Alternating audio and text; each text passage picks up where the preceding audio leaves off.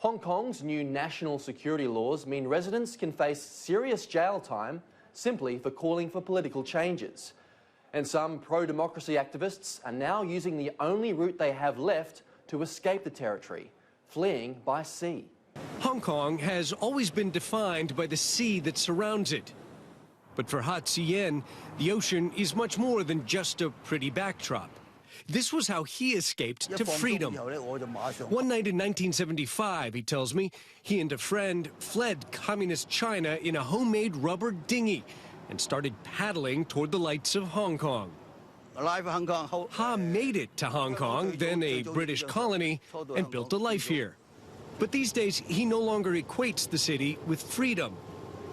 They promised us 50 years with no changes, he says, referring to the agreement China made before the British handover of Hong Kong in 1997. But now they're taking away more of my freedom every day. A growing number of people are fleeing the port city that once served as a sanctuary.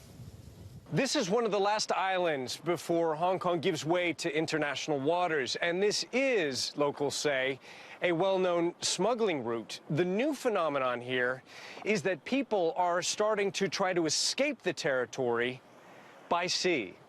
Last month, the Chinese Coast Guard intercepted and arrested a boatload of 12 Hong Kongers who illegally crossed into Chinese waters, officials say. The detainees were almost all fleeing criminal charges linked to last year's increasingly violent anti-government protests.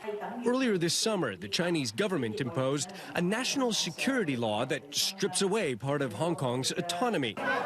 Security forces began rounding up opposition leaders, as well as anyone who tries to peacefully protest. The boatload of fugitives was captured by Chinese authorities while trying to make the more than 700-kilometer or 440-mile journey to Taiwan. A source who spoke on the condition of anonymity, fearing prosecution, says at least 2 other activist boats have successfully made a similar escape.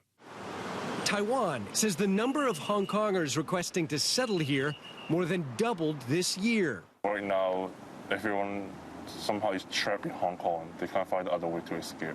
Among the new arrivals, some activists who don't want to be identified because they fled criminal charges in Hong Kong.